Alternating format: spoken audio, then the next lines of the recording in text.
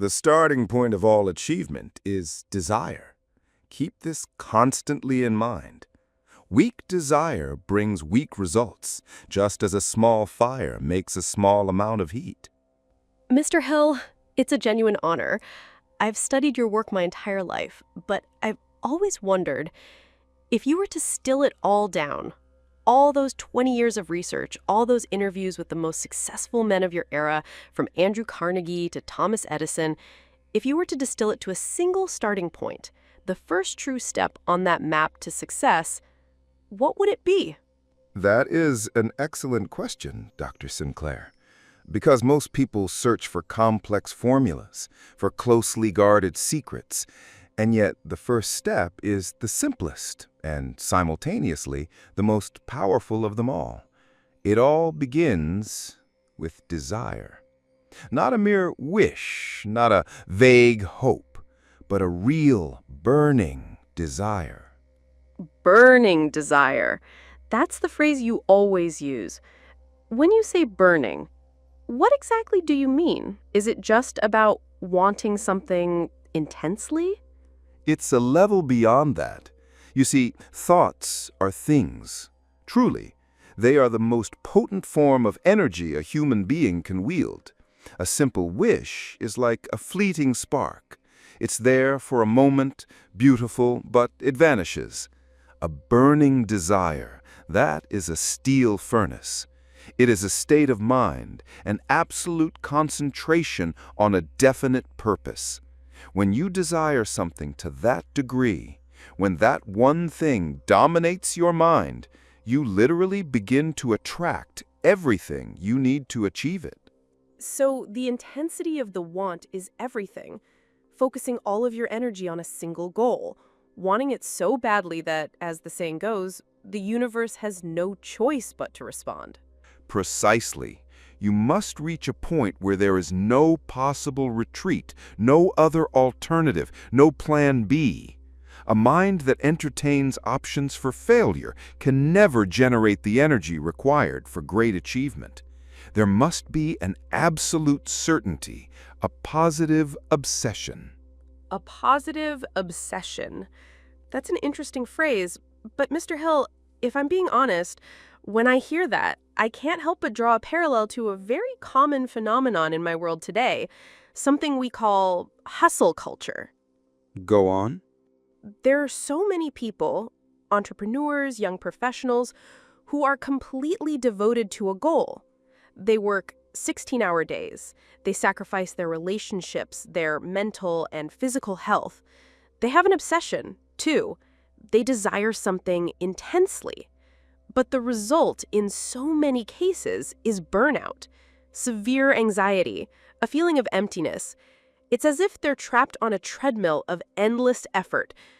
My question is this: isn't this burning desire you speak of simply an older blueprint for that very same imbalance?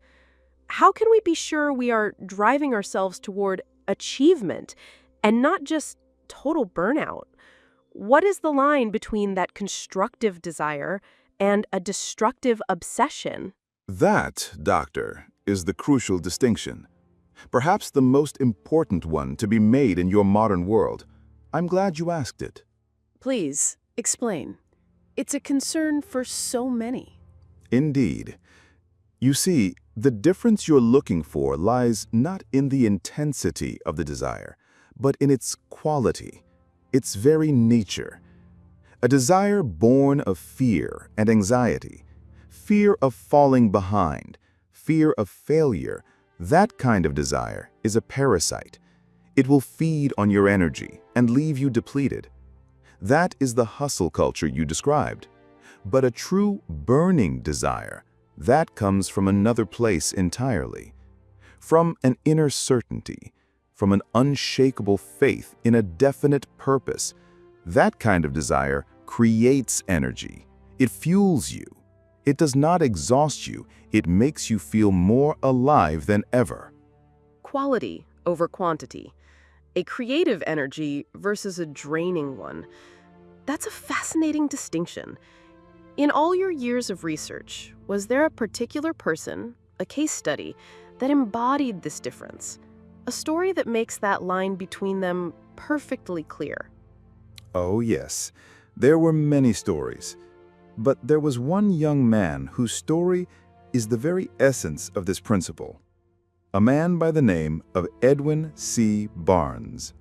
Edwin C. Barnes. Yes, Mr. Barnes had a very specific dream. He did not want to work for Thomas Edison. No, many people wanted that. He was determined to go into business with Mr. Edison. Do you see? Notice the difference. One is the position of an employee, the other, the status of a partner. With the greatest inventor of the age. That's an incredibly ambitious goal. Precisely. And the problem was, Mr. Barnes neither knew Mr. Edison, nor did he have enough money to buy a railroad ticket to Orange, New Jersey, where his laboratory had. To any logical person, it was a fantasy. So, how did he get there? He rode a freight train. He arrived looking, well, more like a tramp than a future business associate. Mr. Edison's subordinates wanted to turn him away, but Barnes was insistent. He had to see Mr. Edison himself. And Edison agreed to see him. He did. Mr. Edison told me the story himself. He said, "There stood before me a young man who looked for all the world like an ordinary tramp, but there was a quality to his expression, a look in his eyes that declared he was determined to get what he had come for. I have learned from long experience with men that when a man really desires a thing so deeply that he is willing to stake his entire future on a single turn of the wheel, he is sure to win. I gave him the opportunity he asked for because I saw he had made up his mind to stand by until he succeeded. He had burned all his bridges behind him. It was win or perish." Unbelievable. So Edison took him on as a partner right then and there? No, not at all. And this is where the true distinction reveals itself. Edison gave him a very menial job for nominal wages, something that had nothing to do with a business partnership. The average person, the average wisher, would have been disappointed. They might have felt insulted. They might have quit after a few weeks or months, gone home and said, "Well, I tried, but it didn't work out." But Barnes didn't do that. He did not. He took the job. But in his mind, he never saw himself as a mere laborer. Every day he went to work, in his own mind, he was still the partner of Thomas A. Edison. He was simply doing what was required to remain in the orbit of his goal. He was waiting, and he knew his opportunity would come. He wasn't hoping. He knew. That is the quality of desire.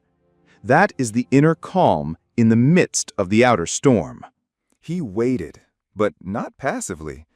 Every day, every moment, he was studying Mr. Edison, learning his methods, preparing himself for a moment that did not yet exist. Years went by, Dr. Sinclair. Years. This did not happen overnight. Years. That level of persistence is extraordinary. It's more than persistence. It is faith. Until one day, opportunity finally arrived.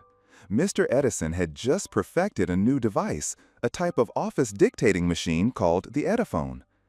Edison's own sales force, they were not enthusiastic about it. They said it would be hard to sell, that people didn't need it, the market wasn't ready. And Barnes saw his chance. He pounced on it like a lion who has been stalking his prey. That machine was the opportunity he had spent years preparing his mind for. He went to Edison and said, very simply, "I can sell this machine." with such certainty? With total certainty.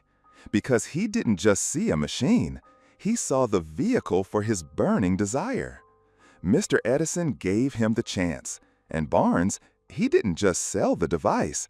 He was so successful that Edison gave him an exclusive contract to market and distribute it across the entire nation. And that was the start of their partnership. That was the start of the Barnes empire. That contract made him a very wealthy man. And it created a famous slogan that became known all across America. Made by Edison and installed by Barnes. He had quite literally thought himself into a partnership. So that's the hidden wisdom. Burning desire. It isn't just wanting, is it? That's only part of the equation. The first part, the most important part. But it is not enough on its own. The hidden wisdom is that the desire must be married to a definite plan. For Barnes, that plan was selling the Ediphone. Before that moment, his desire was like steam, powerful but formless and diffuse. That device, that plan, it channeled all of that steam into an engine. You have gone straight to the heart of the matter, Doctor. Desire is the fuel that makes the engine of a plan run. Without desire, a plan is just a cold blueprint on a piece of paper. And without a plan, desire is just aimless energy that will eventually burn you out and lead you nowhere. Now I see it. Now I see the difference between that and the hustle culture I mentioned. They don't have a plan, or their plan is just work harder.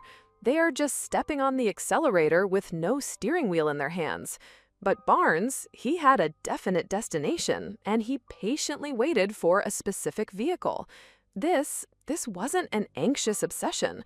It was a calm certainty, an unshakable conviction. A calm certainty. That is the best description I have ever heard. He had faith in himself and in his purpose.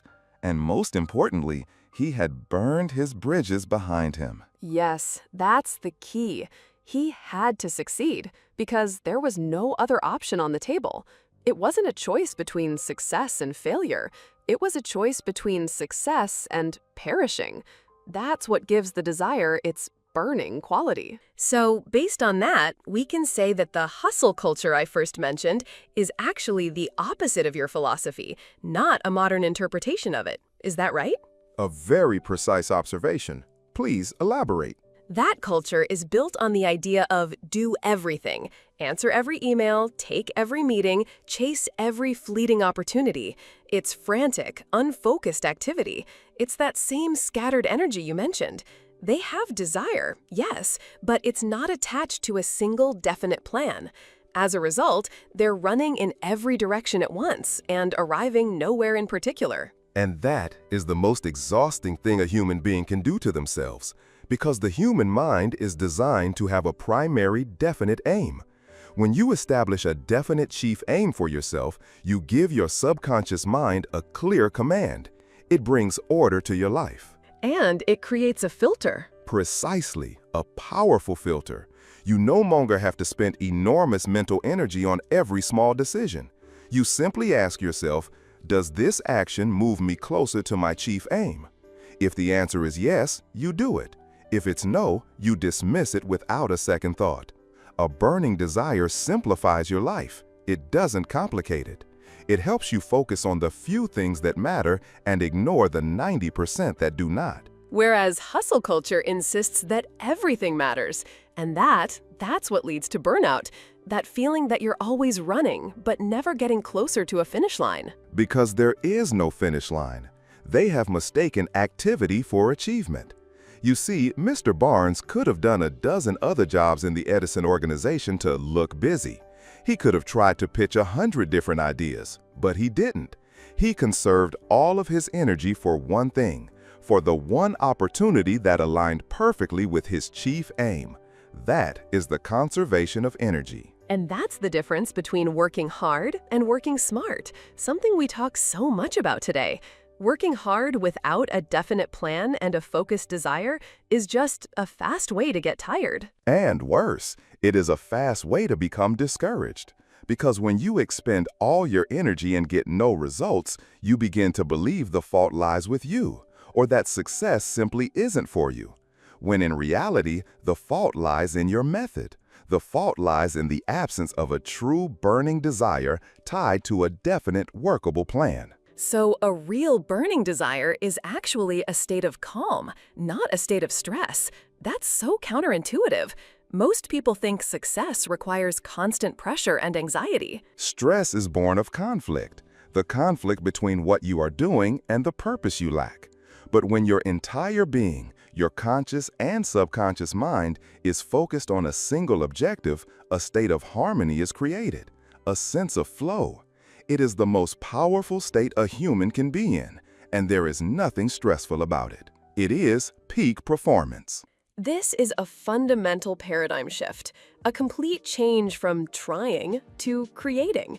But for the person watching this right now, someone who feels trapped in that same cycle of hustle and burnout, how did they begin? What is the first step to building this calm certainty, this constructive desire? How does one turn this beautiful concept into a practical daily process? Your question holds the final key, turning thought into action. This is accomplished through a very definite method, a method I have witnessed the power of time and time again throughout my research.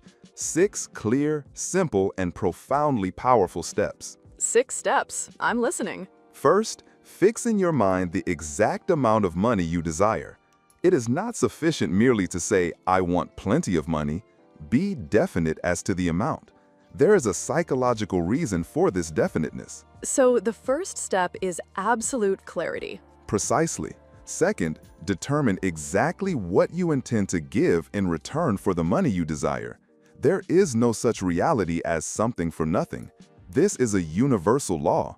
There must be a fair exchange. That anchors the desire in reality. It does. Third, establish a definite date when you intend to possess the money you desire, a deadline. This gives your subconscious mind a sense of urgency and prevents procrastination. Fourth, create a definite plan for carrying out your desire and begin at once, whether you are ready or not, to put this plan into action. The initial plan need not be perfect. It will be refined along the way. The important thing is to begin. Like Barnes starting with a menial job. Exactly. Fifth, write out a clear, concise statement of the amount of money you intend to acquire. Name the time limit for its acquisition. State what you intend to give in return, and describe clearly the plan through which you intend to accumulate it. The very act of writing transforms an invisible thought into a tangible, physical object. And the 6th step? And the 6th, which is perhaps the most important of all, read your written statement aloud twice daily, once just before retiring at night and once after arising in the morning. And as you read, do not merely repeat the words. You must see and feel and believe yourself already in possession of the money. You must mix emotion, feeling, excitement, gratitude, faith with your words. This is how you fertilize your subconscious mind with your burning desire. So, a burning desire isn't a wildfire that consumes you and everything around you. It's the steady, guiding flame of a candle, a constant, focused light in your mind that illuminates the path and turns the cold engine of a plan into a vehicle for achievement. A beautiful and accurate metaphor, Doctor. You understand it perfectly. Ultimately, the starting point is always within. Thank you, Mr. Hill. This conversation has been more than I could have imagined. And so the question that remains for all of us is your burning desire. For what definite purpose will you ignite it?